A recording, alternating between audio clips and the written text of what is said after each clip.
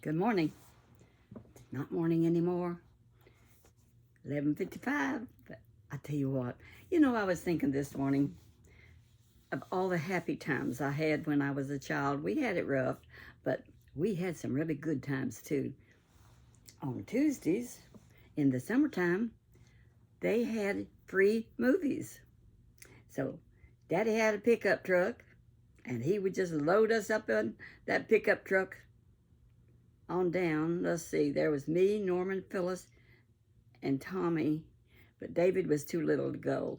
But we would go, and he'd load us up. We'd take our blanket with us, and we would sit on a lawn down Fredericksburg, which was 3 miles away.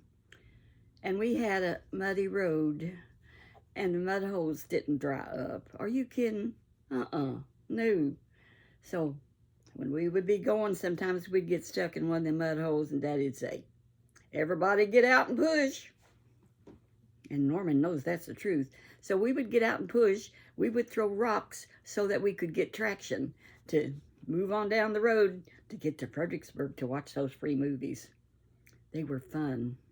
I don't remember all their names, but I think Gene Autry and Roy Acuff. No, maybe not. I don't remember them all. Been 80 years or something. Oh, well, I have fun thinking about those good old days. Those good old days was fun. That part was. And so then we would get down there and we'd have a movie, and we'd all talk and visit with the other kids. And on Saturday night, now, honey, that was a blast. We had a skating rink at Fredericksburg. So you know what we would do on Saturday night? Daddy'd load us all up again. We'd go to Fredericksburg. And look at this. I'm going to put my red rose in. There. I fixed this wig. A lot of you kids don't know I wear wigs. And they say, "Your hair is so pretty." Well, I pay good money for it. They're not too expensive. But I enjoy my wigs. So anyway, we'd go to Fredericksburg to skate. Now, it cost 50 cents to skate. And a lot of times I did not have the 50 cents. Let me get this straight. I'm primping. They call that primping. When I was a kid, us girls would primp and look feisty. I'm still a little feisty. I flirt with James all the time. He's fun to flirt with, and I get good results. You know what I mean? I get a hug. So anyhow, we would skate, and I didn't have 50 cents. But there was an old farmer next to our farm that would take pity on some of us kids that didn't have 50 cents. And he'd hand out 2 quarters to 2 or 3 of us, and I was one of the blessed ones. And I would get to skate. Now, one leg of mine is shorter than the other, so I could never pick up my left foot because my left leg, because it was shorter, and I couldn't skate like you're supposed to. Push one leg and push the other. I just skated best I could. And don't ever get in a line and get on the end. They'd crack the whip and you'd be off somewhere else. It could hurt you. But Mr. Carl Smith, that's his name. He's been dead and gone many years. He would give me 50 cents and I would be so thrilled. But I'll tell you, I was struck on. At that time, there was a skater down there by the name of Sonny Cadle. Now, he was a genius on skates. He could twirl. He could skip. He could go backwards and forwards. He was a miracle on skates. Sometimes I just got out of the way and watched him. And if you was blessed, he would ask you to skate with him. That didn't happen to me, but I had hopes. If I could learn how to skate better, I didn't know what one leg's shorter than the other. I found out that later in life. But I walk a little funny, and so when I was in high school, my nickname was TB, Twisty Behind. That's the truth, because I kind of twist when I walk. I didn't care. I liked attention. Still do. Still enjoying. So anyhow, Sonny Cadle would dance on skates, and he was a sight to see. Too bad we didn't have something we could film him, but they film other people now. So skating was a highlight. when we was kids.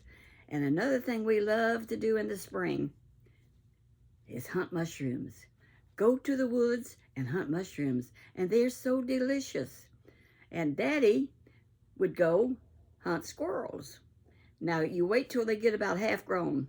Now, the one that Big Tom brought in the other day was too little to eat, so I did not skin it and fry it or make dumplings. But you let them get a little bigger than that. And Dad would go out and get us a mess of squirrels. And that was fun because we was always hungry. And you know, there was no deer back in that day. I don't know where they were at, but there wasn't any. But we had plenty of squirrels and a lot of rabbits. And it was all right to eat rabbits. And in the winter, you would go hunt rabbits. One time I used the shotgun. Daddy said, look, you want to try to shoot this gun? So I said, sure. And I was about 12 years old. So I got that gun up. He said, now see if you can aim it at, and he told me where to aim it at.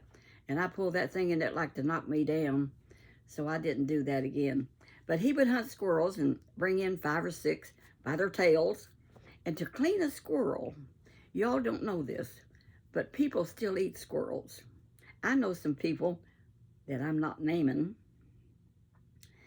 kills them in their yard with a BB gun. And they still have squirrel every now and then.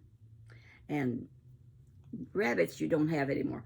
But rabbits are really good, and I know how to clean them. Now, rabbits you can peel the skin off real easy. Their hide is not tough. But on a squirrel, it took 2 people to clean a squirrel. And what you have to do is you take it and you cut it right in its back, and you peel it back a little, and 2 people, and one pulls one end and one pulls the other end, and that skin will come right off of that squirrel.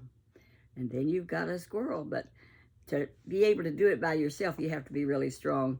We always, 2 of us did it. We cleaned squirrels, and Mom would make dumplings, and it didn't worry us if a little hair got into dumplings. You didn't think nothing about it. You just, yummy, yummy for the tummy. And she would make squirrely dumplings. Squirrels are so little that they don't have a lot of meat on them, but they can flavor a soup or stew or dumplings deliciously. I know, I've been there, done that. Well, kiddos, that was fun when I was young, and before I was even a teenager, we would do that. The rabbits were really good too, because they had more meat on them.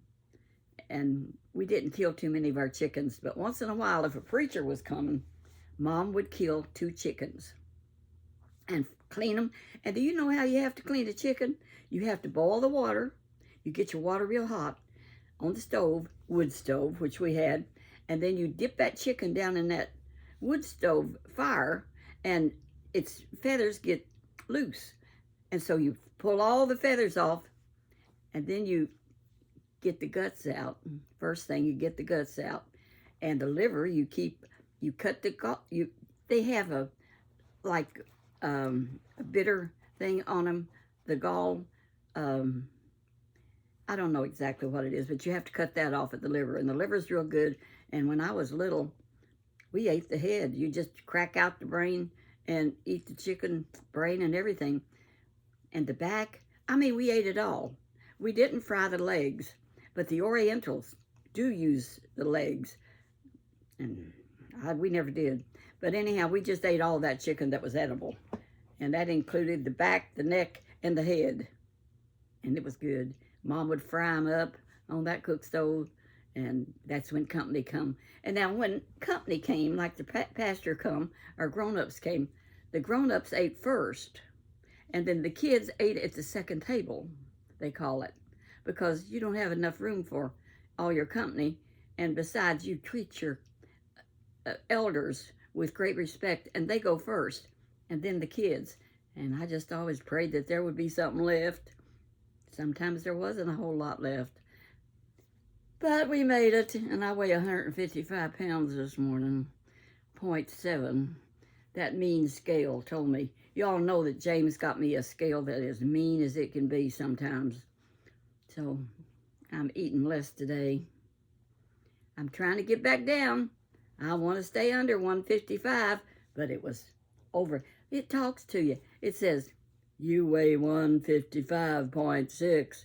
I said, no, but it don't lie. It tells the truth. So this is the day that the Lord has made, and I've been rejoicing in it, thinking about the good times we used to have when I was a kid. And we had a lot of hard times, but we should dwell on the good things in life, not the bad things. Philippians, the 4th chapter says, think on these things. On whatsoever things are lovely and good, think on those things. So that's what we want to do. We don't want to dwell on the sad things in life, and there's enough of that going on. So I'm not dwelling on it, and don't y'all dwell on it. Count your blessings. Name them one by one. Count your many blessings. See what God has done. I can't even talk plain this morning, but I'm working on it. And I'm enjoying life. And James, we went out and bought, he planting some roses. And we bought some floribundas, such beautiful colors. You looked at those roses, they were already blooming. And he's going to be planting them. I hope he puts a couple over at our house, but I think it's another house he's going to do it because he has another house or two and he puts them around everywhere. Don't you like my flower? I do. Oh my goodness. Grandma's going to bore y'all stiff. I've already talked 11 minutes, and I know something about you children. You younger ones anyway. You got a short attention span. Sometimes I do too. Don't feel bad. Sometimes I fast forward. I tell the truth, but it's okay. Grandma still loves you. So have a blessed day and enjoy life and look on the bright side. God is good all the time. Love you. Walk that path where Jesus Christ would be pleased with you. Bye-bye.